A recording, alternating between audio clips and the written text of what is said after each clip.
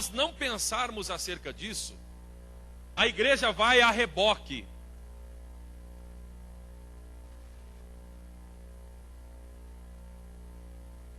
E só há um cabeça da igreja, que é o Senhor Jesus Cristo. Esse corpo é movido pela cabeça que é Cristo. Mas todas as vezes que este corpo deixa de observar, de atentar para os ensinamentos que vêm do próprio Cristo, que estão consignados na sua palavra, mas que muitas vezes são deturpados com mensagens que, na verdade, meus queridos irmãos, podem ser qualquer coisa, menos evangelho,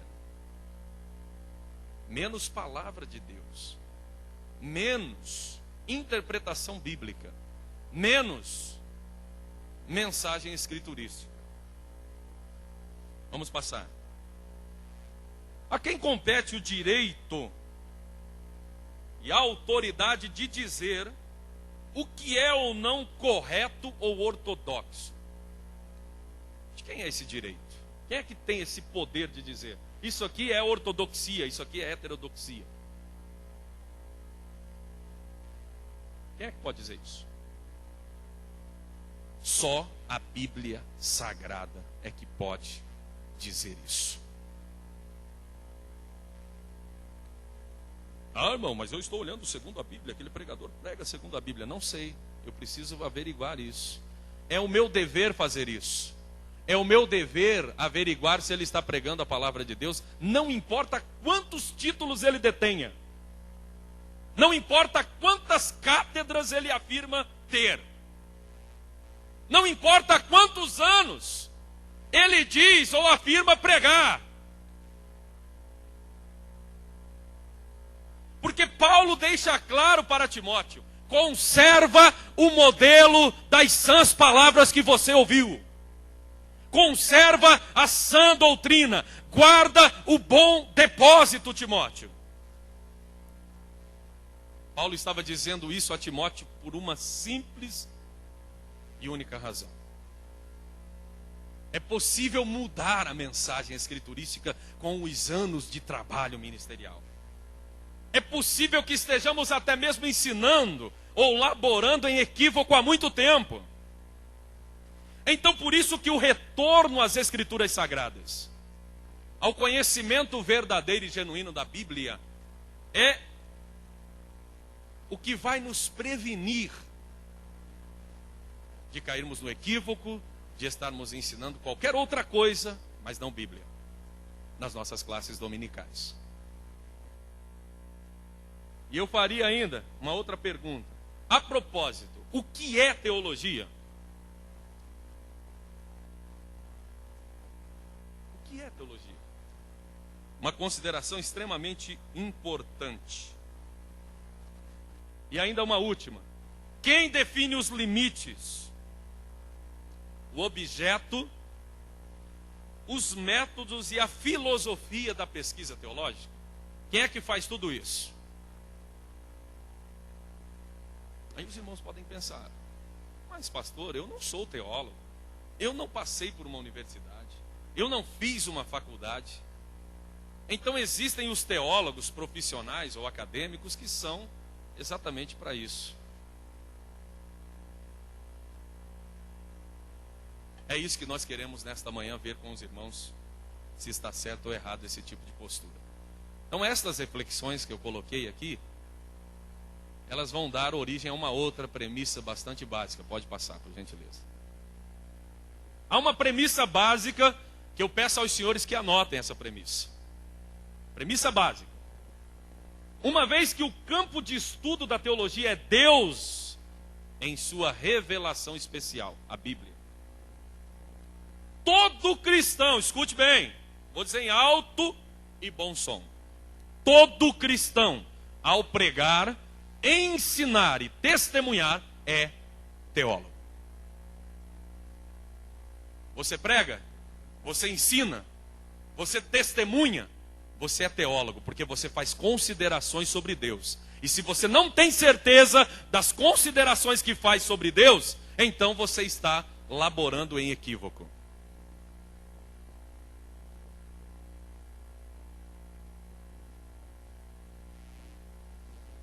Deixa eu lhe dizer uma coisa.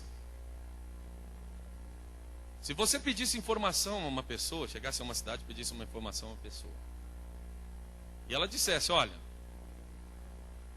o senhor pode pegar essa estrada e ir reto. Mas eu não tenho certeza que o senhor vai chegar naquele caminho. Inclusive porque eu não sei se pode ter uma ponte aí que caiu no meio do caminho, que o senhor possa se precipitar nessa ponte. Eu acredito que você não iria por esse caminho. Então os professores de escola bíblica dominical têm uma tarefa extremamente importante na sua mão, porque ele tem que ensinar a pura e genuína palavra de Deus e precisa estar seguro disso. Muitas vezes as pessoas especulam, tergiversam, desviam, saem do foco. Mas o professor de escola dominical precisa manter esse foco. Por isso a sua obrigação é muito maior diante da responsabilidade de pregar, ensinar e testemunhar. Todos vocês, todos nós somos teólogos. Essa é a premissa básica. Agora veja bem. Dessa premissa, pode passar, decorrem duas questões. Dessa proposição aqui, tem duas questões cruciais que agora surgem. E eu quero perguntar aos senhores. Duas. Primeira pergunta. Que tipo de teólogo nós estamos sendo e formando? Queria que você respondesse para você mesmo nessa manhã. Uma vez que quem prega, uma vez que quem ensina, uma vez que quem testemunha é teólogo, faço a pergunta: que tipo de teólogo nós estamos sendo e que tipo de teólogo nós estamos formando? Porque os nossos alunos de escola dominical também se tornam pregadores, também se tornam ensinadores e também são pessoas que testemunham acerca de Deus, consideram acerca de Deus, fazem considerações acerca da salvação, da Bíblia, de Deus, de Jesus Cristo, do Espírito Santo, da Trindade, mexe com coisas extremamente complexas, com doutrinas extremamente complexas da Bíblia. Que tipo de teólogos, senhores, nós estamos sendo e formando? E vem a segunda pergunta. É possível compreender perfeitamente a palavra de Deus e, no caso de ser possível, e eu acredito que é possível, estamos certos de que a compreendemos corretamente e ensinamos também corretamente? Vou perguntar de novo. É possível compreender perfeitamente a Bíblia Sagrada? Será que é possível que a minha compreensão que eu tenho da Bíblia seja perfeita? Lembre-se que na queda, todo o nosso ser caiu. As emoções, a razão, o intelecto, e há sim resquícios de Deus que Ele deixou para que nós pudéssemos sobreviver, senão já estaríamos destruídos há muito tempo, pela irracionalidade. Evidentemente que Deus manteve, na sua soberania e no seu amor, uma porção de lucidez nos seres humanos. A grande pergunta é se essa porção de lucidez é suficiente para que nós tenhamos certeza de que interpretamos corretamente a Bíblia. E no caso de interpretarmos corretamente, se estamos ensinando corretamente. Ah, pastor, não sei não. Eu leio um livro aí, eu acho interessante, eu já chego lá na sala de escola dominical e já solto lá para os alunos um negócio que eu acho mais diferente. Eu ouço uma pregação, um ensino de alguém que eu acho interessante, que eu nunca ouvi, eu já vou lá também. Porque o negócio é dar novidade para o povo. Eu não digo que você tenha que ser profeta do óbvio. Eu não digo que você tenha que ser professor de amenidades. Até porque na Bíblia Sagrada não há esse tipo de coisa.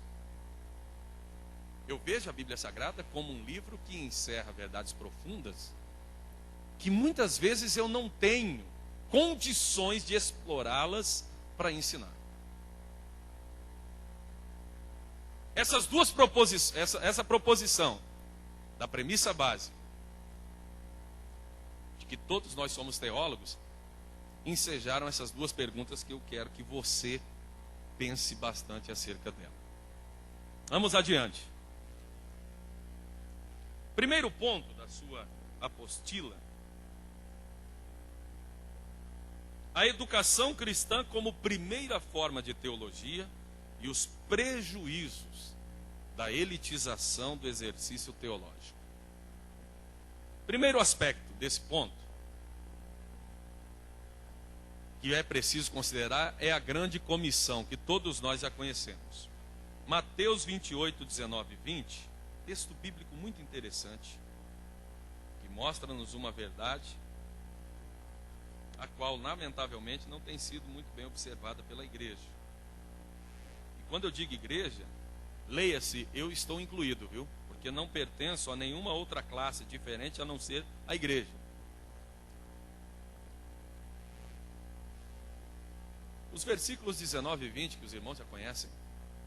Portanto, ide e ensinai todas as nações, batizando-as em nome do Pai, e do Filho e do Espírito Santo, ensinando-as a guardar todas as coisas que eu vos tenho mandado, e eis que eu estou convosco todos os dias até a consumação dos séculos.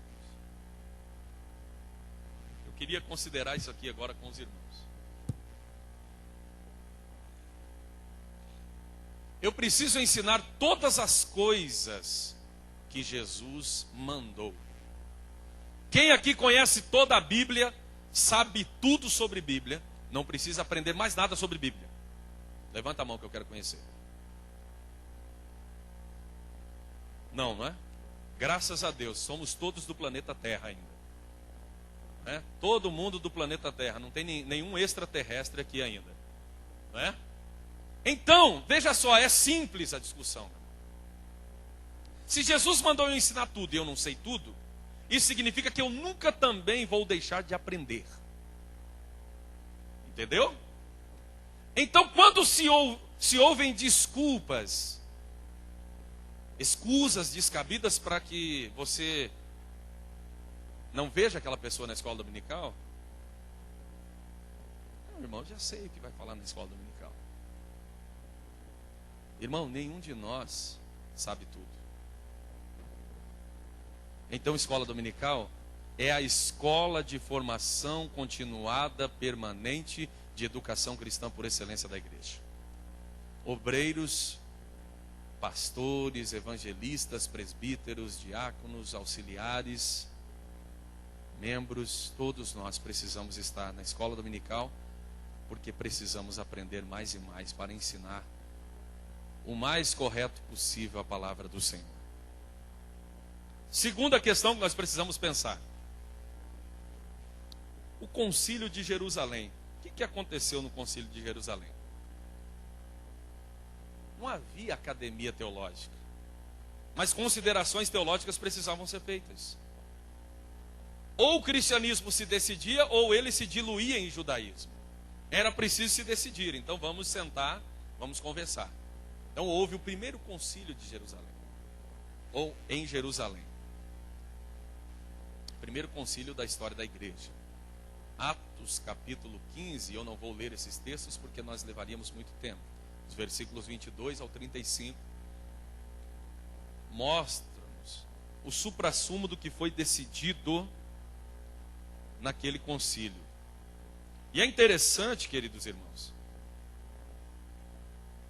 que os apóstolos trabalhavam em consonância com o Espírito Santo de Deus. Porque no versículo de número 28 diz: na verdade pareceu bem ao Espírito Santo e a nós não vos impor mais encargo algum, senão estas coisas necessárias. É interessante que o Espírito Santo haja em um ambiente educacional, em uma época que se apregou a um pentecostalismo barato, pentecostalismo monstruoso, como se refletir sobre a Bíblia Sagrada fosse sinônimo de frieza espiritual. E é claro que isso é interessante para quem se vale desse tipo de premissa, para cada vez mais fazer da igreja, do povo de Deus, um objeto de manipulação em mentes e mãos inescrupulosas. Mas eu vou lhes dizer em nome de Jesus Cristo nessa manhã, sem nenhum resquício de triunfalismo e ufanismo. Sabe por quê? Porque vocês são conhecedores da Bíblia Sagrada. Todo avivamento e reavivamento que a história nos mostra, nasceu num retorno às Escrituras Sagradas e ao seu estudo. Se nós quisermos ver um avivamento na igreja brasileira, se nós quisermos ver alguma coisa acontecer, nós precisamos valorizar mais esta palavra. Não adianta promovermos, meus irmãos, festas e mais festas.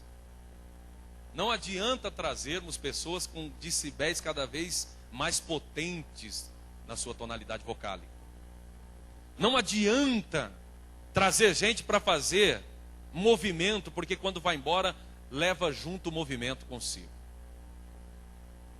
O que nós precisamos, meus queridos irmãos, é valorizar a Bíblia Sagrada, é reposicioná-la ao seu lugar de devido valor. E nós vamos ver, assim como Josias, um grande avivamento na nossa nação. Vamos passar. Os 7 propósitos dos dons ministeriais de Efésios, capítulo 4, versículos 11 a 14. Você sabe que tem propósito, não é? Os dons ministeriais. E ele mesmo deu uns para apóstolos, e outros para profetas, e outros para evangelistas, e outros para pastores e doutores. Primeiro, querendo o aperfeiçoamento dos santos. Segundo, para a obra do ministério. Terceiro, para a edificação do corpo de Cristo. Quarto, até que todos cheguemos à unidade da fé. 5, e ao conhecimento do Filho de Deus. 6, a varão perfeito à medida da estatura completa de Cristo, para que não sejamos mais meninos inconstantes. É o 7º propósito. Levados em roda por todo o vento de doutrina, pelo engano dos homens que, com astúcia, enganam fraudulosamente. Os versículos de número 15 e 16 falam do resultado desse trabalho. Há 7 propósitos básicos e principais para a instituição dos dons ministeriais na igreja. Se esses dons forem exercidos de maneira correta, forem exercidos de maneira que glorifiquem o nome do Senhor, sem dúvida alguma, esses 7 outros propósitos serão alcançados no corpo místico de Cristo. Mas se apenas um desses dons ministeriais forem exercidos com negligência, com displicência, nós não podemos atingir esses 7 grandes propósitos, porque é um corpo. E no versículo 16 diz o seguinte: o corpo precisa estar bem ajustado e ligado pelo auxílio de todas as juntas, e tem que operar justamente. Cada um deles precisam operar, cada parte do corpo, de maneira justa, correta, para que ocorra o aumento deste corpo, o crescimento desse corpo, o desenvolvimento desse corpo em amor. Será que isso está acontecendo, meu irmão? Será que nós, como professores de escola dominical, estamos contribuindo para isso? Eu acredito que sim. Muitas vezes você pode se preocupar e pensar: eu não sou uma pessoa conhecida, eu não sou uma pessoa famosa, eu não tenho um nome conhecidíssimo. Mas o reino de Deus, queridos irmãos, é feito por pessoas informais. Porque tem alguns que sofrem da síndrome de Elias, né? Senhor, eu estou sozinho, eu sou o único zeloso, viu? O único que lê Bíblia, que interpreta a Bíblia correta, sou eu no Brasil. Bobagem. O Senhor reservou muita gente que não está na crista da onda, que não aparece, mas que faz o trabalho de bastidor e a obra cresce. Olha, meus irmãos, ai da obra de Deus se não fosse estas pessoas informais que fazem a obra do Senhor. Esses professores que não são conhecidos, mas que estão realizando muito e transformando vidas para a glória do nome do Senhor. Vamos passar. O escritor aos Hebreus fez uma censura, que eu julgo ser justa, esta censura. Eu julgo justa a censura do escritor aos Hebreus. Lá no capítulo 5, versículo 11, ele disse o seguinte: do qual muito temos que dizer, de difícil interpretação, porquanto vos fizestes negligentes para ouvir. Porque devendo já ser mestres ou instruidores pelo tempo, ainda necessitais de que se vos torne a ensinar quais sejam os primeiros rudimentos das palavras de Deus, e vos haveis feito tais que necessitais de leite e não de sólido mantimento. Porque qualquer que ainda se alimenta de leite, não está experimentado na palavra da justiça, porque é menino. Mas o mantimento sólido é para os perfeitos, os quais, em razão do costume, têm os sentidos ou as faculdades mentais exercitados para discernir tanto o bem como o mal. Preste bem atenção nisso aqui. O seu dever como professor de escola dominical, o meu dever, você como pastor, como ensinador, como pregador, não é tornar as pessoas dependentes de você. Não é fazer as pessoas cativas de você. Não é, como diz o meu amigo aqui, guardar na manga uma cartinha para você soltar sempre na hora certa. Deus não lhe chamou para ser depósito de conhecimento. Deus lhe chamou para que você seja incentivador, para que você seja despertador de talentos, de dons, de ministérios. Que os seus discípulos, os seus alunos possam ser mestres. A ideia não é que eles sejam nanicos, meninos espirituais. Pelo contrário, eles devem se tornar adultos. Porque o escritor aos Hebreus estava querendo tratar da doutrina da justificação. E ele não poderia tratar dessa doutrina porque eles ainda não haviam aprendido os rudimentos necessários à fé cristã. E ele elenca no capítulo de número 6, os dois primeiros versículos ali. Ele diz: pelo que deixando os rudimentos da doutrina de Cristo, prossigamos até a perfeição, não lançando de novo o fundamento, o catecismo básico do cristão. 7 elementos: o arrependimento de obras mortas. 2, fé em Deus. 3, doutrina dos batismos. 4, imposição das mãos. 5, da ressurreição dos mortos. E 6, do juízo eterno. Esses elementos precisavam já ser conhecidos e eles tinham de ser mestres nesses assuntos. Se o propósito dos dons ministeriais está colocado no capítulo 4 de Efésios, versículos 11 ao 14, é nos levar à maturidade espiritual, é nos levar ao crescimento espiritual, é nos levar a sermos cristãos que não andamos atrás de todo o vento de doutrina que aparece por aí. Eu pergunto aos irmãos, o que é que está acontecendo hoje, meus irmãos? Que a gente vê tanto crente desorientado correndo atrás de qualquer barulho de lata vazia por aí.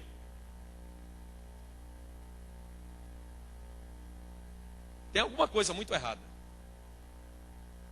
E um pastor do estado do Paraná, de saudosa memória, dizia o seguinte: que o que segura a ovelha não é cerca, é pasto. Se tem pasto verdinho, a ovelha não fica querendo pular a cerca para o outro lado.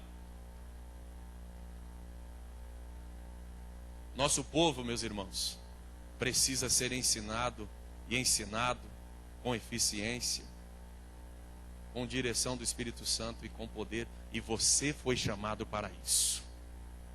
Nós fomos chamados para fazer esse trabalho. Nós devemos fazer com muita disposição, com muita dedicação e com muita alegria. Vamos passar. A elitização do exercício teológico provocou um mal tão grande, e esse mal vem desde os tempos de Jesus Cristo. Já desde os tempos de Jesus. Mas o escolasticismo e a influência que a filosofia exerceu sobre a teologia nessa época, porque os pais da igreja, para se prepararem para combater as heresias que apareciam aos borbotões, eles precisaram incorporar muitas coisas da filosofia grega dentro da teologia. E a teologia bíblica foi se afastando da igreja, do seio da comunidade cristã. E uma vez que você precisava dominar os saberes filosóficos, e é claro que a igreja não tem esse domínio na sua totalidade, a teologia foi se tornando exercício de poucas pessoas e não mais da comunidade de fé, que é a expressão preferida de Martinho Lutero, para denominar a igreja. A igreja foi ficando à parte dessa discussão. Então esse processo que nós vivenciamos hoje é um processo histórico e tem que ser corrigido historicamente também. Não, nem sempre foi assim. Isso se tornou assim. E é possível ser corrigido. Eu não posso me deter nesse aspecto. Mas a elitização trouxe declínio. Conquanto não tenha nascido com esse propósito pelos reformadores, vou deixar bem claro, pelos pais da igreja, pelos santos homens de Deus, não foi esse o propósito. O propósito era proteger a integridade bíblica, mas no afã de proteger a integridade bíblica, houve uma mistura, houve uma elitização que, no futuro, com a substituição desses pais da igreja por outras pessoas, trouxeram os problemas que nós vivenciamos até os dias atuais. Por isso, reparta os seus saberes com os seus alunos. Reparta os seus conhecimentos com os seus alunos. Reparta o que Deus lhe deu com os seus educandos. Ministre o que o Senhor lhe deu com os seus alunos. Sabe por quê? Porque eles vão ser multiplicadores. E Paulo disse isso para Timóteo. O que de mim você ouviu entre muitas testemunhas, Timóteo, confia-o a homens fiéis e idôneos. Idôneo é hábil, capaz, preparado. Que também sejam capazes de ensinar a outros. Porque César Moisés vai passar. Todos nós vamos passar. Mas o nosso ensino, queridos irmãos, se estiver fundamentado na Bíblia Sagrada, deve ficar no coração dos nossos alunos, e eles, por sua vez, passando à próxima geração, num processo que idealmente nunca deverá acabar. Louvado seja o nome do Senhor. Vamos passar. A teologia, você pode ler comigo para você não dormir? Não sei se tem alguém com sono, mas se tiver, vamos ler juntos. 1, 2, 3.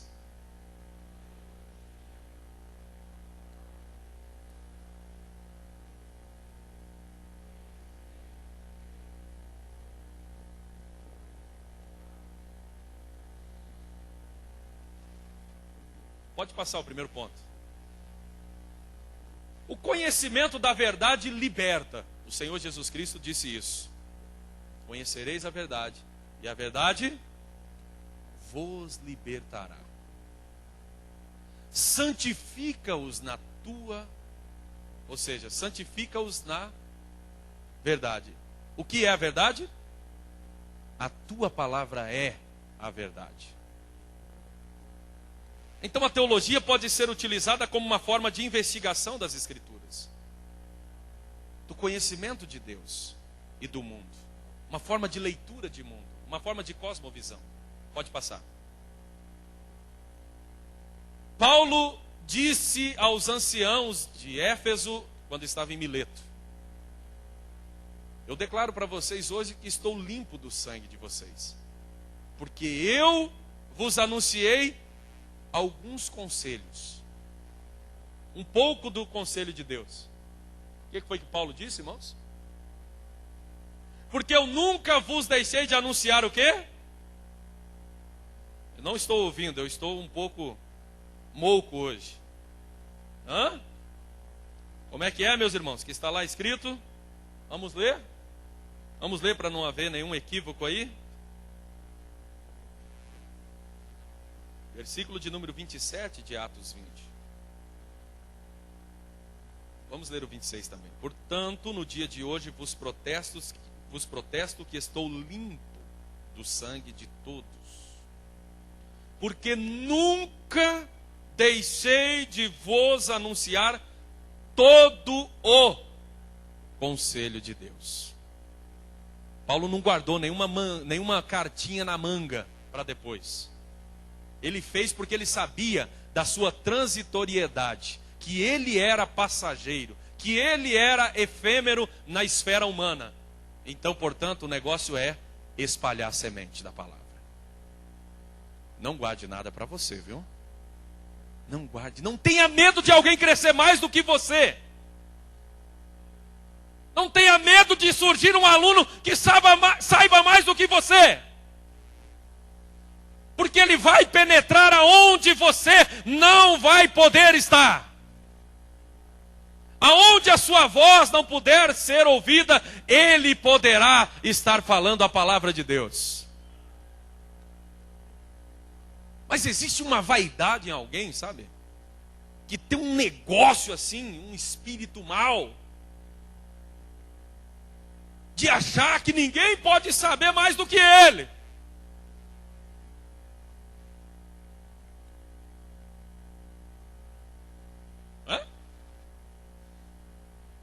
Mas tem, pastor. Tem esse espírito de grandeza, esse espírito mesquinho. Mas o Senhor Jesus Cristo disse: todo discípulo que for perfeito será como o seu mestre.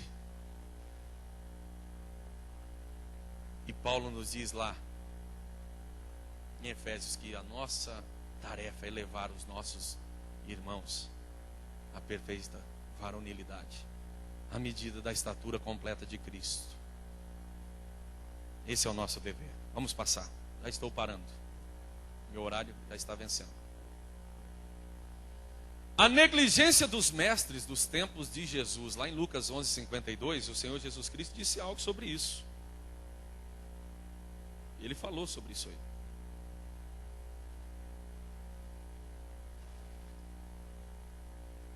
Ele disse o seguinte: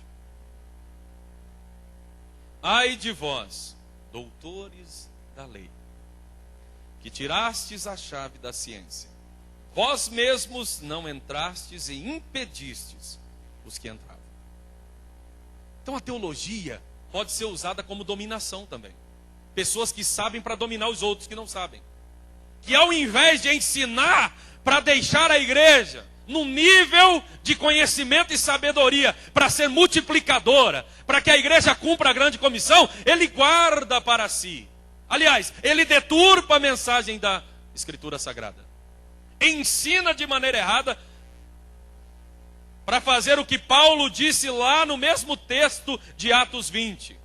Eu sei que vão se levantar lobos cruéis que não perdoarão o rebanho. Foi isso que Paulo disse lá para os anciãos de Éfeso. Eles vão se levantar no meio de vocês e com palavras perversas atrairão pessoas após si. Meus irmãos, nosso dever é ensinar aos nossos alunos todo o conselho de Deus. É nos prepararmos para este ministério. É nos prepararmos para essa tarefa. Pode passar, por gentileza. Em busca de uma filosofia de educação cristã que seja teológica na igreja,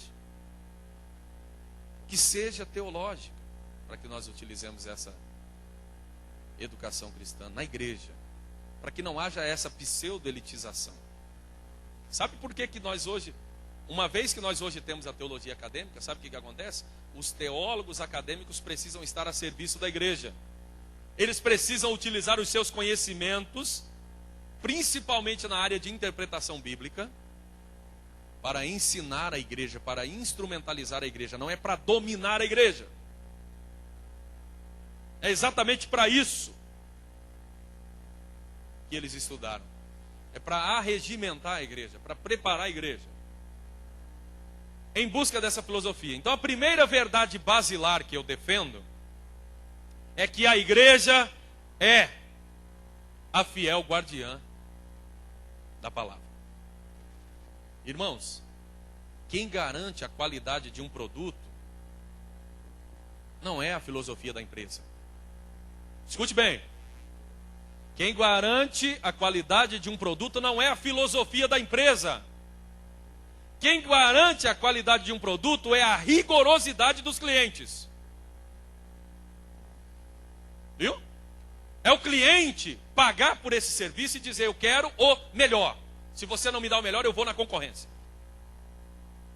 Quem vai garantir a qualidade das mensagens pregadas na igreja, do ensino ensinado na igreja, é exatamente a igreja. Quando a igreja fizer como os bereanos, que crivou Paulo, que crivou Silas, o que vai acontecer, meus irmãos? Nós vamos ter púlpito com qualidade, porque a igreja não vai aceitar qualquer coisa.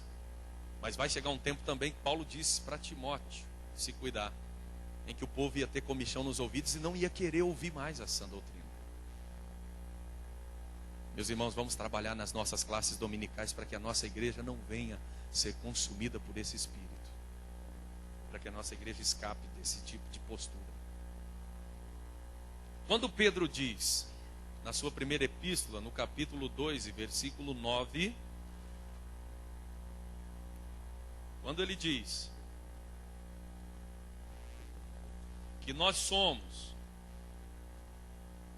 geração eleita, sacerdócio real, nação santa, povo adquirido. Para quê, meus irmãos? Para ficar na igreja pulando, para ficar na igreja saltitando, é isso? Povo adquirido para quê? Não estou ouvindo o plenário, só a mesa. Meus irmãos, 1 Pedro 2 e 9. Vós sois a geração eleita, o sacerdócio real, a nação santa, o povo adquirido para quê? Anuncieis as virtudes daquele que vos chamou das trevas para a sua maravilhosa luz. A igreja recebeu uma incumbência. A incumbência de pregar, meus irmãos. Anunciar as virtudes daquele que nos chamou das trevas para a sua maravilhosa luz.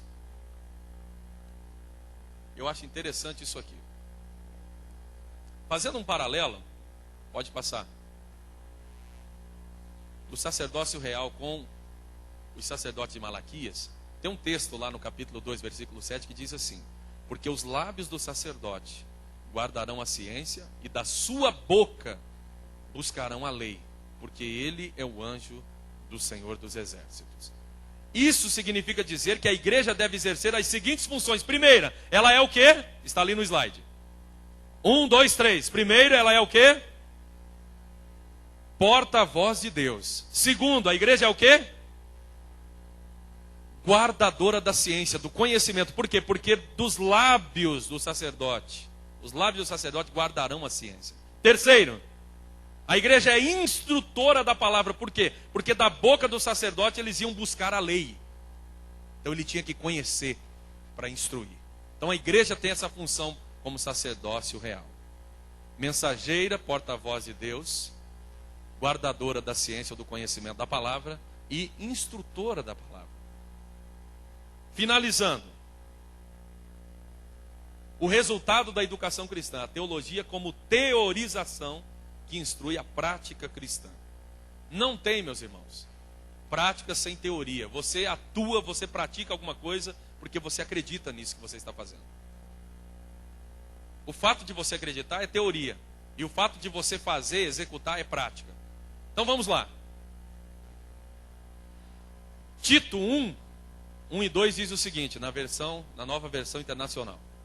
Paulo, servo de Deus e apóstolo de Jesus Cristo, para levar os eleitos de Deus à fé e ao conhecimento da verdade que conduz à piedade.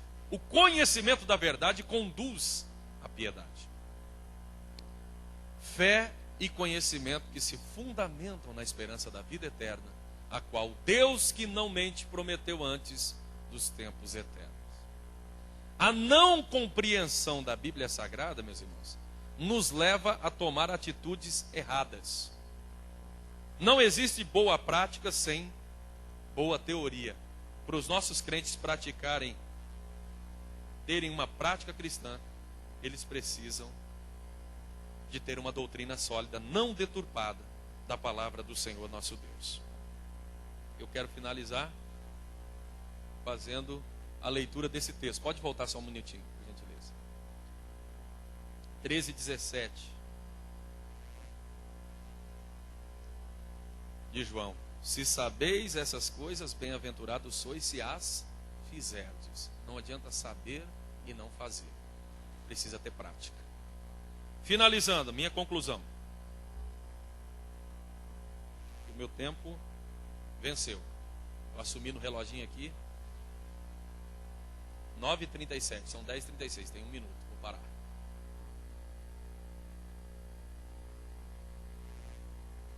É preciso resgatar uma teologia da e não pela ou para a igreja. A teologia tem que ser da igreja, não por ela ou para ela. A igreja não precisa de meia dúzia de pessoas para pensar por ela. A igreja precisa de pessoas que, juntamente com ela, pensem acerca de Deus, da sua obra, da sua pessoa, do seu poder. Eu não preciso que ninguém pense por mim. Deus me deu uma mente, pastor Claudio Nunes, inclusive bem grandinha, né? Cacholinha aqui é bem grande para pensar. Então não preciso que ninguém pense por mim. Preciso que alguém me ensine a pensar, me ajude a pensar, mas não pensar por mim. Qualquer produção teológica à parte da comunidade de fé deve ser rejeitada, pois não serve para a prática dos fiéis comprados pelo sangue de Jesus Cristo, o Filho de Deus. Que Deus vos abençoe, meus irmãos. Eram minhas palavras nesta manhã, palavras reflexivas, palavras sinceras, vindas de um coração que acredita na educação cristã e acredita nos senhores e nas senhoras e no seu trabalho. Que Deus possa vos abençoar em nome de Jesus Cristo. Obrigado, pastor Claudio Honor. Obrigado, meus irmãos.